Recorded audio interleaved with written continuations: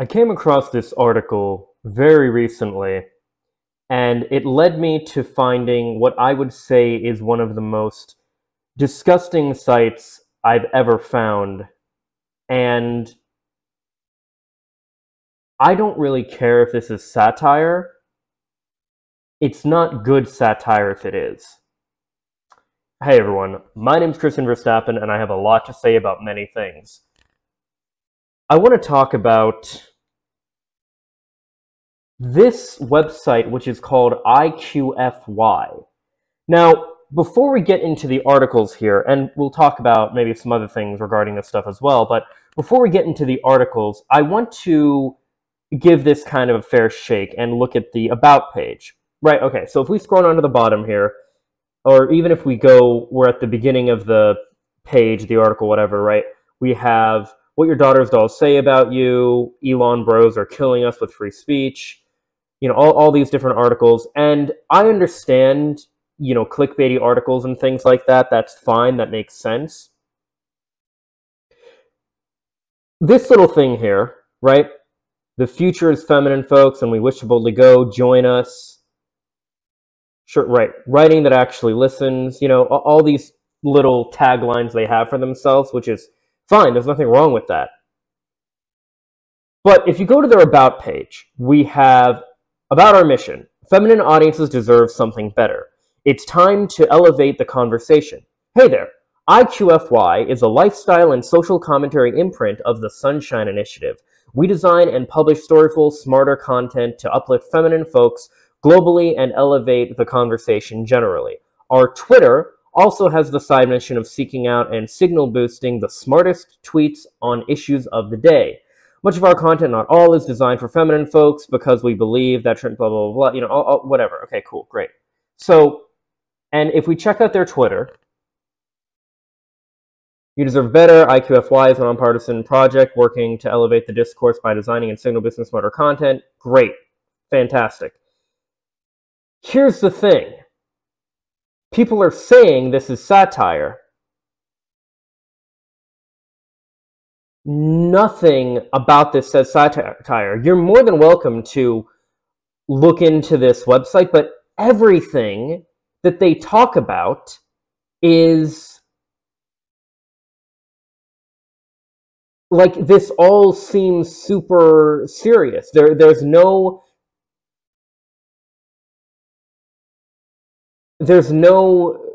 what's the word I'm looking for?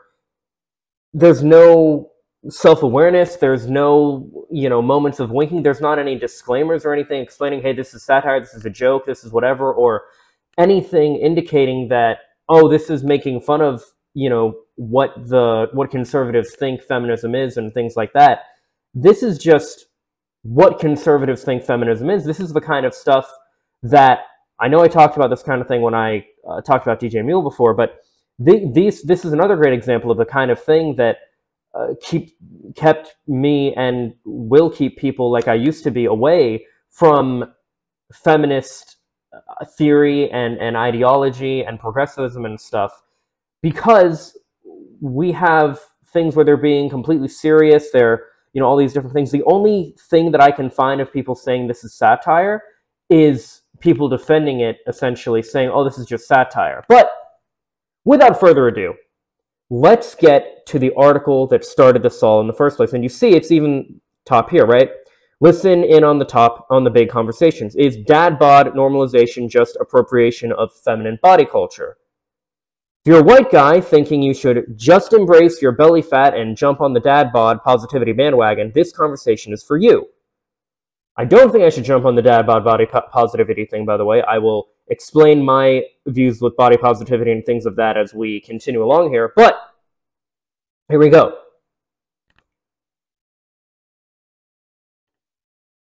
Body positivity is for women, not lazy white guys with dad bods. There is more to dad bod positivity than meets the eye. It's appropriation of body positivity culture and created by and for women by the usual suspects, as in white men. In a world that is constantly telling us to be thinner, it can be hard to love our bodies just the way they are. But what if we stopped seeing our so-called flaws as imperfections and started viewing them as unique features that make us who we are? That's the body positivity movement in a nutshell. And while it has been gaining traction in recent years, there's one group of people who seem to have latched onto the concept with suspicious amounts of fervor. Middle-aged white guys with dad bods. There's even media campaigns catering to them with headlines like, "Dad bods are the biggest turn-on for singles in the pandemic sex era," and "Why girls love the dad bod." You've definitely seen a bunch of these.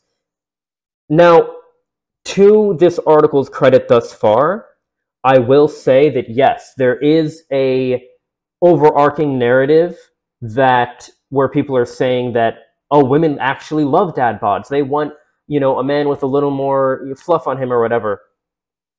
Quite honestly, most people that are saying, oh, people like that they have, more fat or whatever, is a lot of cope. Now, beauty standards and things like that are subject to change, and preferences are valid. Whatever your preferences are, that's perfectly fine. If you are a heavier set person or you like heavier set people, that's perfectly valid. Myself, I have always struggled with my own appearance and my body, image and things of that nature. And I understand the reality that for the most part, to be with somebody, to be attractive to somebody who you find attractive, you have to at least meet their level of attractiveness. That's not to say that you won't have the outliers every now and then with, say, a woman who is like super attractive, conventionally speaking, with a pretty schlubby guy, or vice versa. You might have a guy who's like a bodybuilder or something, or just really fit and such like that, and he's with a woman who is less so. These things do happen, and these things transcend, of course, even just, cis hetero relationships, but also go into queer relationships as well with the, trans people, gay relationships, non-binary people, etc.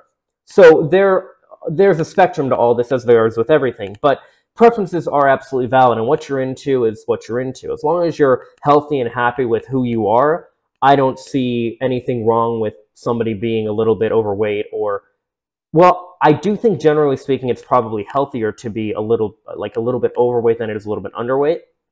But generally speaking, as long as you're happy with yourself and you're healthy overall, I don't really think it matters. But I do think that the kind of push for like, oh, we have to be accepting of all body types, sure, we can be accepting, but you can't expect people to just treat somebody who's morbidly obese like a supermodel, because they're not. Just like you can't expect somebody to treat a obese man, or a man even with just a dad bod, as somebody who is, as attractive as, like, I don't know, Zac Efron or something like that.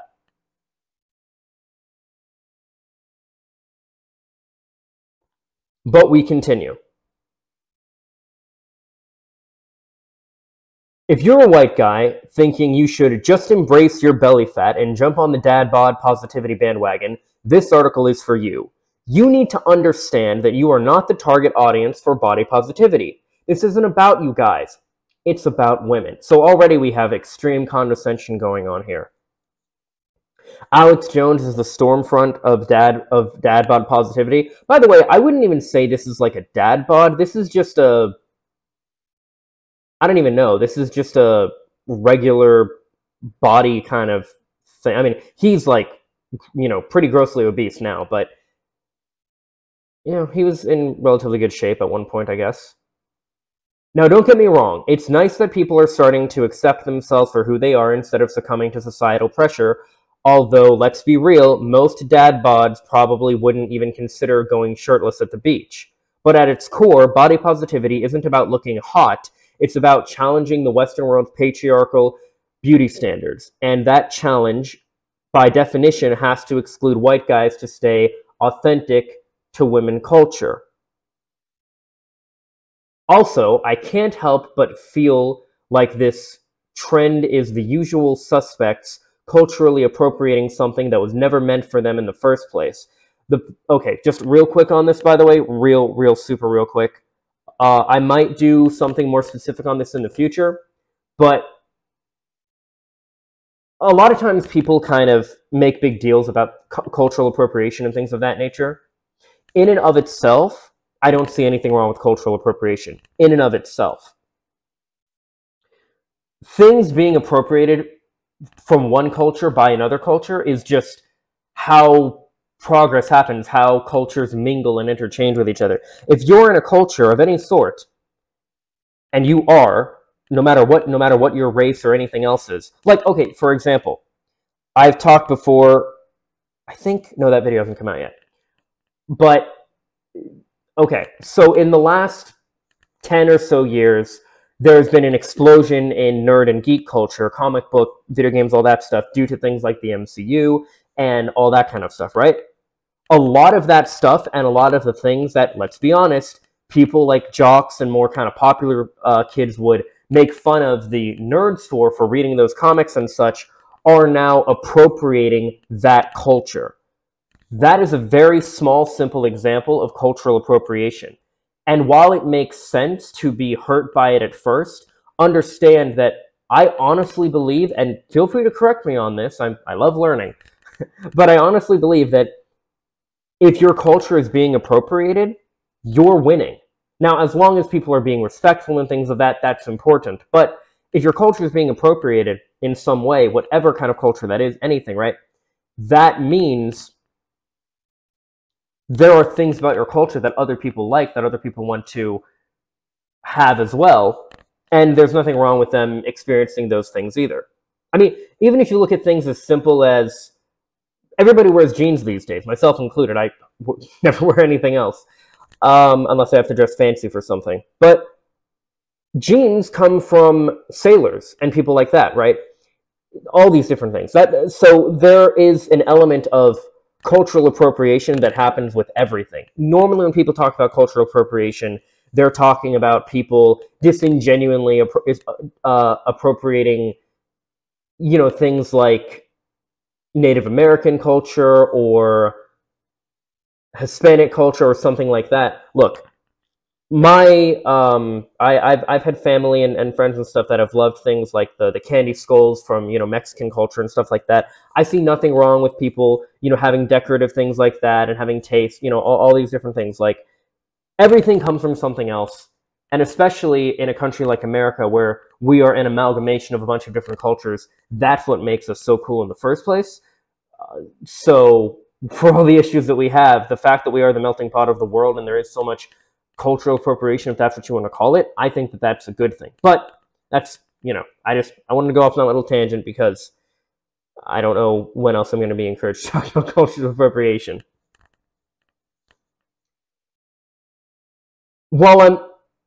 Do we think I should read this part? I'll read this part first. While I'm all for people loving their bodies, forgetting who the body positive movement was created by and for feels problematic and sus. Like it's some kind of 4chan operation against feminism. Remember free bleeding? Yup, I'm getting those vibes from all over this dad bod positivity thing. So can we please stop pretending the body positivity movement is for everyone? Okay, real quick on the free bleeding thing.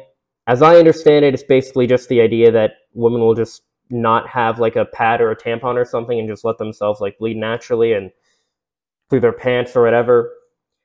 Look, the main thing, and I talked about this when it comes to kind of beauty standards in general with like, if you should like shave or keep body hair, you know, things like that. A lot of this stuff really comes down to hygiene more than anything else.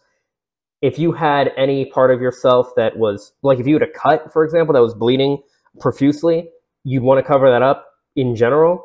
And I think that that same thing is true and makes sense for women, or really just people with vaginas in general, that bleed once a month. I think that that's just a fair thing to do. Although I do think that it, I guess, should be something more that they want to do rather than, I don't know, the whole free bleeding thing was always cringe to me, and I think that's kind of the point they're getting at here. But it's funny that they're saying male body positivity is as cringe as free bleeding, when these seem like the same kind of people that would have done the whole free bleeding thing. All right, let's read this part. Staying in your own lane. White guys have their own things, like khakis, mayonnaise, and Abercrombie and you mean Abercrombie and Fitch, and man buns. Don't appropriate from women's culture. Buns? Buns were, I mean, originally, of course, men would wear them. It's been a thing for like, samurai and different things like that. But don't steal things that women, especially black women, have created. Okay, should we tell women that same thing about wearing high heels? For those that don't know, high heels were invented by butchers for butchers to something about it was so the wood would or the ends of the heels would stab into the wood so they could stand better and do their butchering. But none of that is what this is about. Again, this is just so condescending. I like the inclusivity here of the different black women we have. We even have this one with, I don't know what this condition is called, but some kind of skin condition where she's a little patchy. Let me turn my dark mode off real quick and see if she actually, okay, yeah. So that's kind of nice. While I'm all for people loving their body, oh no, I just read that part, sorry. So can we please stop pretending the body positive movement is for everyone? Related, sexy dad bods are not progress, fetishizing beer bellies, only fat shames others. Body positivity is for women, led by black women, to celebrate our diverse shapes and sizes, and to finally feel like we belong in a world that has always told us we don't. Body positivity is for women who have been systemically oppressed and told their entire lives that they're not good enough. Body positivity is for women who have been taught to hate themselves because they don't look like Barbie, not for dudes who can already pass as Ken. So to the dads out there flaunting their newfound, stolen body confidence, if you have a dad bod, it's time to hit the gym. It's good for you, and we'll appreciate you more. This movement isn't for you, and you need to stay in your own lane. So, there was a section where people could read comments.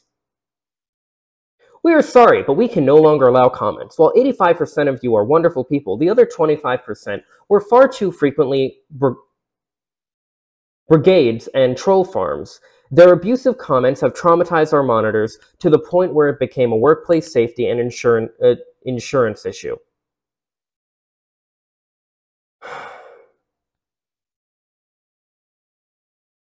Here's my thing about this, and we'll get to some of their other things here. The DNA test that killed my dad.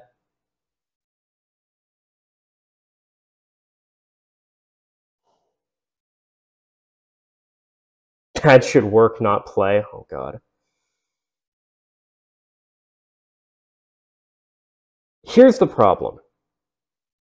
For anyone that's going to say that, oh, this is just satire, I don't care. Because nowhere does it say that it's any kind of satire. And for that matter, since when is satire done by the people that are on that side? I'm a big fan of The Boys, for example. It's a great TV series on Amazon Prime.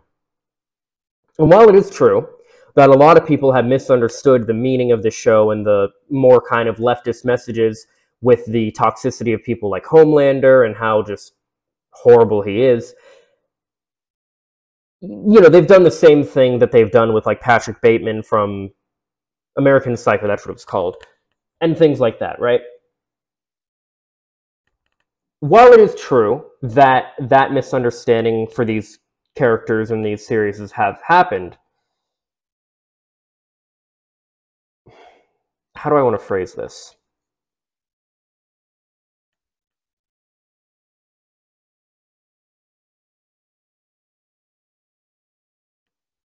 Overall, the show is clearly very progressive, and I would argue pretty leftist. It calls out a lot of issues socially with conservatism and different things. It literally kind of lampooned a bunch of stuff going on with the alt-right, with Stormfront's character. And there are a bunch of messages in the series that are clearly, if not leftist, at least left-leaning.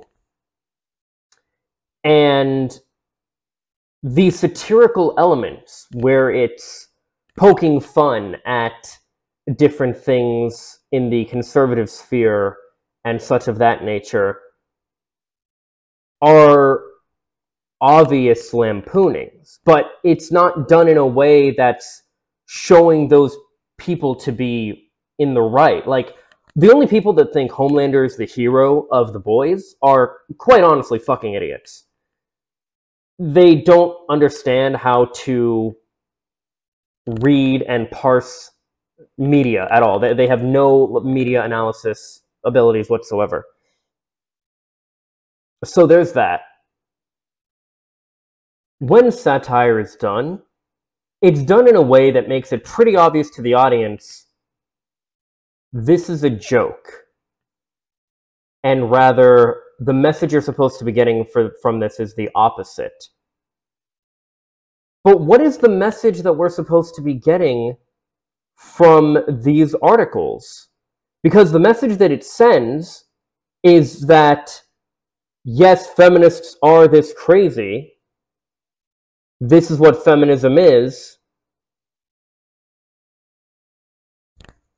And it's like, it just furthers the conservative idea that this is what feminism is, that it hates men, that feminist ideas and such are not for men, that men need to stay in their own lane, all that shit. One of the other really bad examples I can think about this, and it's not satirical at all, is a subreddit called, and in fact, I'll even pull it up here real quick, the worst subreddit I know of, only one I've ever been banned from, too. Okay, public freakout is really bad, too. Ask feminists. Oh my god, this is toxic. This is a great example. This entire subreddit is a great example of people. Yes, I'm still joined, and I'm still following them, and I still read their things every now and then. I can't comment anymore. I've been banned. Because I was told I wasn't saying things from a feminist perspective. I guess you could say I was saying them from an egalitarian perspective because I was explaining intersectionality and how basically men and women need to work together on issues. And anyway, just really going against the us versus them mentality that a lot of, especially conservatives, seem to think that feminism is about. I don't want to read through this entire article. Look, you're more than welcome to read any of these articles. I'll show you this one again, no comments, but I'm going to tell you this is essentially telling about how a woman had an affair, the daughter found out years later, and the dad left the mom because of it. All these different things, right? And they're making it seem like, oh, DNA tests are horrible. Don't get a DNA test. Don't get a 23andMe kit, right? So this woman's written by Anonymous, right? This woman's saying, I got a 23andMe kit of, now I blame myself every day for ruining a whole family. Didn't ruin her family. Her mother did when she cheated and then committed paternal fraud and all that. Awful, awful stuff. And look, I won't get into it right now, but I'm a big supporter in pro-choice being for everybody, and that before a person who has the ability to impregnate somebody, before they are signing over as father or whatever it might be, we're going to speak in cishet terms to make it, as flow as easy as possible. But I very much believe that it should go that before a father signs over to officially be a father, they should absolutely have a DNA test done so that it can be 100% confirmed, and then they can choose whether or not to sign the birth certificate, therefore giving them legal culpability for being the father. That's when, if they bail, child support and stuff comes in. But I don't think that infidelity and paternal fraud and things like that are some issues that are very personal to me. They're issues that I and my family have dealt with personally, and I absolutely have issues with them. I don't want to go into the specifics of all this stuff, but they are things that hurt people a lot, and they're not good, and they're absolutely not feminists. They're not progressive. They're just bad. They're very, very bad. So, moving on with all of this, this is a really gross article. I can imagine these are you should call the cops on your kids. God, they're probably going to say yes. look, the thing is, again, I do not care if this is satire. In fact, I'm not even going to care too much if we... This is from a different article, mind you, right? But sexy dad bods are not progress. Fetishizing beer bellies only fat shames others. Do I even want to read through this entire article? You would think that given my crushes on fat men like James, I don't want to read through this entire article. Dad bod is a step forward. The other rallying cry is that why big men are sexier than gym bunnies. Lastly, dad bod. Rachel. Okay, great, whatever. I'm not saying I expect the world as we know it to come to a screeching halt and suddenly stop shaming men or women for being overweight or equating being fat with eating to excess, but let's not pretend dad bod is some major body image breakthrough. It's not, though it has the potential to be a step in the right direction if it could recognize dad bods as one among many acceptable body types. Okay, I actually agree with this. So this actually does not sound like awful. This doesn't sound awful. Okay, look, again, like I said, preferences are valid, and I'll get into some preferences that people are unique. And what applies on the broad spectrum, what applies to most people or some people, what one group of people or one person finds attractive does not mean that everybody is going to find that attractive. I have my preferences. People in general have their preferences. As far as body type goes, you know, I'd say an average body type to maybe being relatively, you know, fit, or there are scales for this stuff, and I really couldn't say, like, thinking off the top of my head what it would look like specifically, but I do have a scale that actually does, and I agree with this a lot. This is a really good show, and again, this does not apply for everybody, but there's this, I think it's a really good video. Yes, it's clickbaity as hell. The body type girls find most attractive. This is by a channel that, as far as I know, the guy just gives fitness advice, which, hey, good for him. He has this little scale here, window of hot. Now, I do very much agree with this.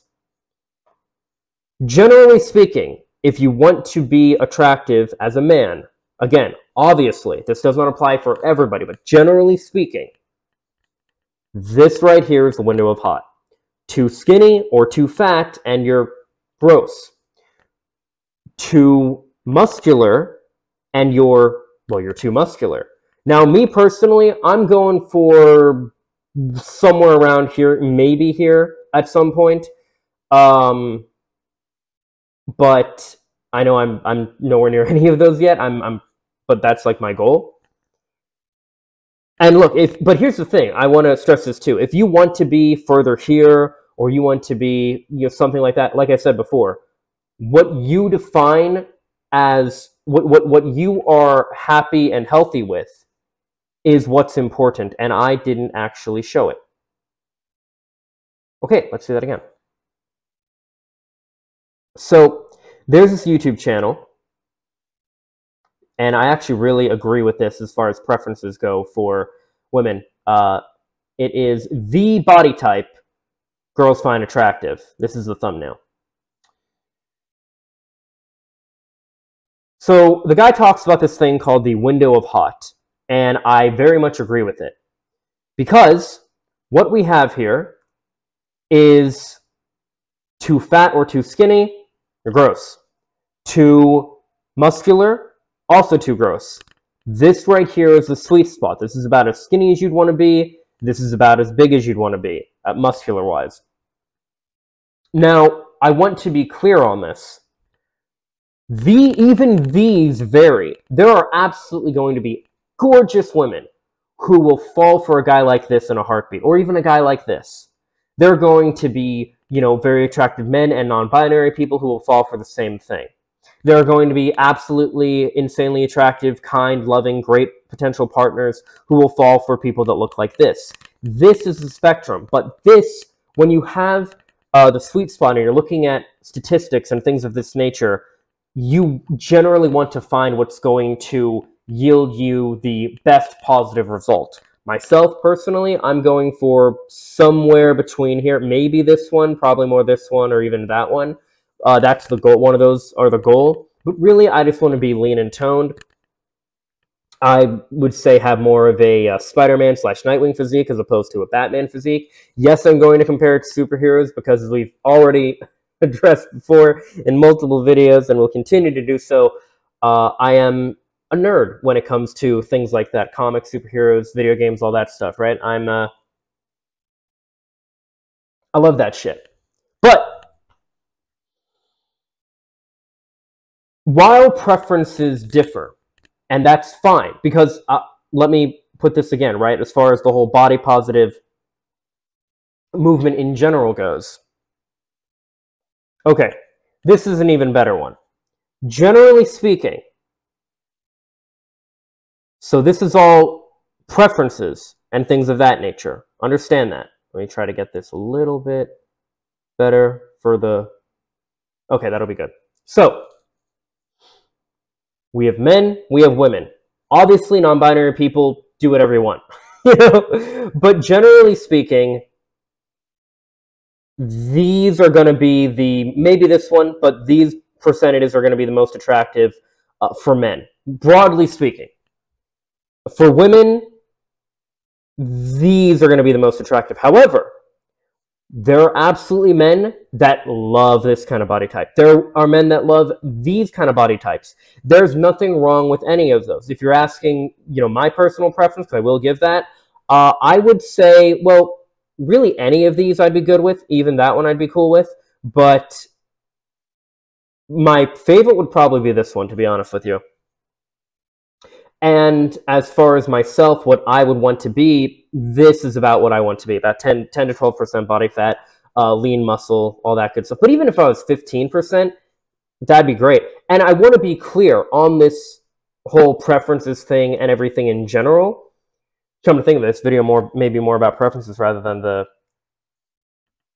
I don't know, or more about body positivity. But as far as all of this is concerned, I want to make this perfectly clear. There is nothing wrong with any of these, and that's part of what body positivity is about.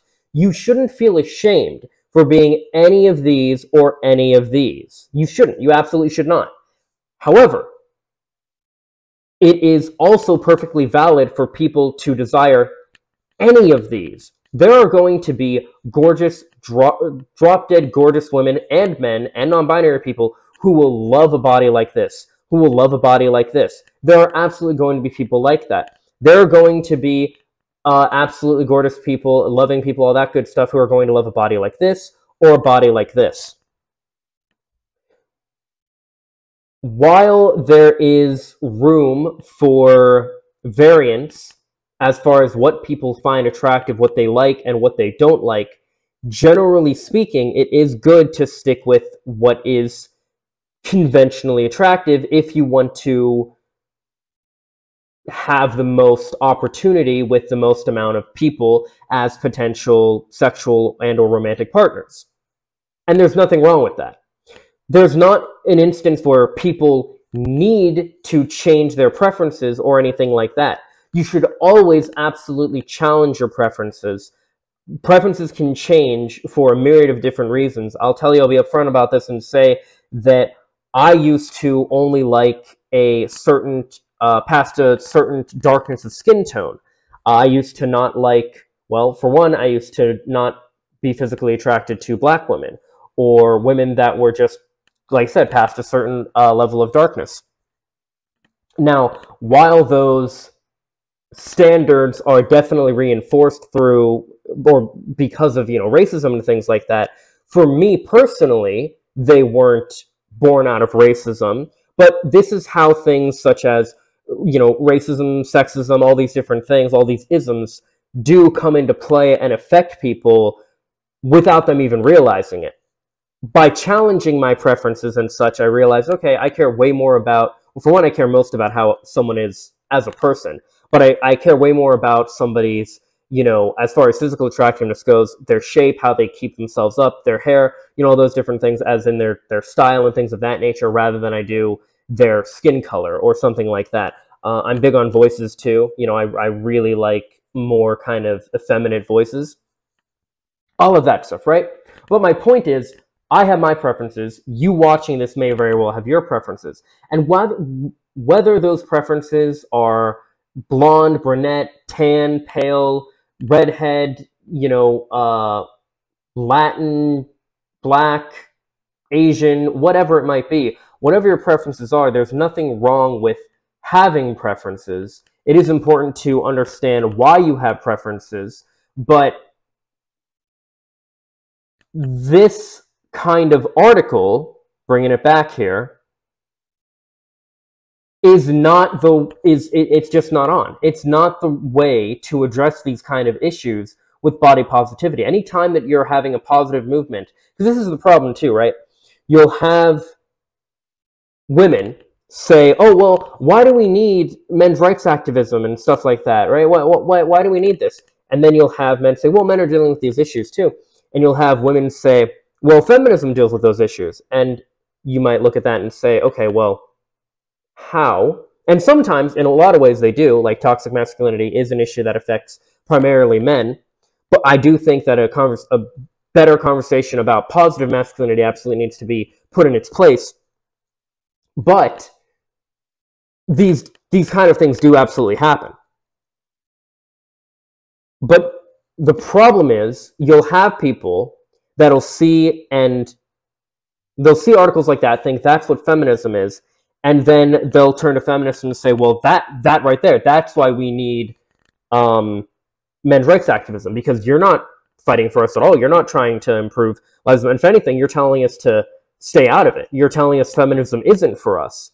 And you have this kind of conflicting narrative that people will be on, where they'll say, men don't need, there's no point for men's rights activism, but at the same time, they'll say feminism isn't for you. Now, not all feminists, not all women will say these kind of things. The reality is feminism is and is supposed to be for everybody. And look, at the end of the day, I've mentioned this before, but I really do consider myself a men's rights activist, a feminist, and ultimately an egalitarian. Why? Because that's, I don't know, equality, equality for the sexes and people in general and non-binary people and, anything, right? I just want people to be happy and healthy and enjoy their lives in this short amount of time we have on this planet, in this crazy world. And I want to do my part to try to make the world a better place to make that happen. That's why I do this kind of thing, and I talk about this stuff and everything. But I really wanted to go over this article because one of my thoughts on it too was that if I can see something like this and think, okay, this is bad, this makes feminism look bad, this makes the body positivity movement look bad, all that stuff, right? What are people who already are completely unsympathetic to these talking points, what are they going to think? Especially when this website does not even say that it's satire. If you look up, because I did this before, is IQFY satire? If you look it up, right, you have about our mission, you do not have anything about satire. You have people on Reddit saying it's, but the only thing that you can find of people saying that it's satire is other people saying it's satire. They don't say that it's satire. How are people supposed to know?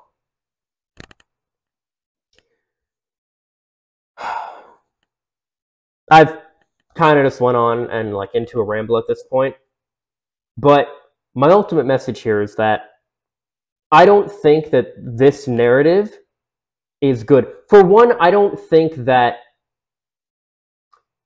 progressive movements should be being made fun of, because that's punching down. I think if you're going to make fun of something, if you're going to be satirical at something, you should be punching up. You do not want to punch down. You don't want to, especially if you're actually part of that movement. If you are a feminist and you're part of this movement of body positivity and all this, feminist stuff, why the hell would you participate in something that makes fun of your own movement when you know it's already largely criticized by everybody? If this is legit, because what it feels like is a psyop. If it's legitimately satire by progressive people, I would strongly reconsider. If you're going to be satirical about something, you want to be, and I think you need to be satirical about things that are already in power. That's why, like, I think it's the Babylon Bee that constantly makes fun of religion. That's why they do well, because they're making fun of a power structure that's already in place. But you do not want to punch down on power structures and make your movement look worse. I don't understand this. If this is some sort of like actual, I mean, who do these people even follow? Let's go back to, where's their Twitter? No, that's in their about page, isn't it? I have to. No, they have their Twitter right here. Okay, let's go back to their Twitter. Let's just see who do they actually follow? That's what I'm more interested in. Oh, Kanye.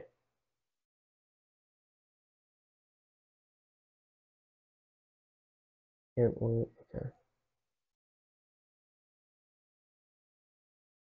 Not followed by anyone you're following. That's a good sign.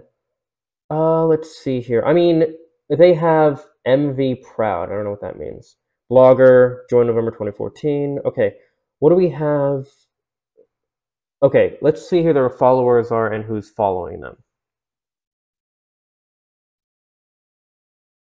Elevate, and look at this. Their like tagline is elevate the conversation. That's great. Okay. Wait, is Tim Pool following them, or is he? But I mean, these guys follow like, libs of TikTok and stuff too, which is awful. We're an innovative pro-democracy Twitter alternative that's free of hatred and fake news. Download our iOS. This just sounds like the alt-right, except it's from the leftist side. Marvel the Boys, Star Trek, Doctor, love those. I don't know. This is just Warlord. I don't know. This is just this isn't activism. I mean, what is this? Are you like? Come on, man. What is the message here? That white people are like white women are just inherently like what bad? Like what's?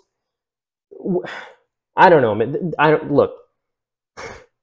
I'm telling you, this is the kind of stuff that kept me leery of progressivism for years, and this is the kind of stuff that keeps people in general leery of progressivism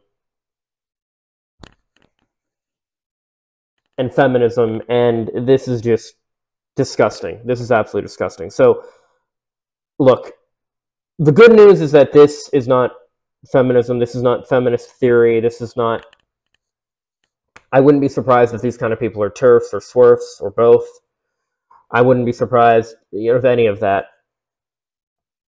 But unfortunately, there are always going to be bad actors in progressive movements. That's just the way it is. I don't know. I don't really, I guess, have a takeaway. My takeaway is more about the body positivity thing. But I would also say I guess I have two takeaways here. One is that as long as you're happy in your own body, that's what matters.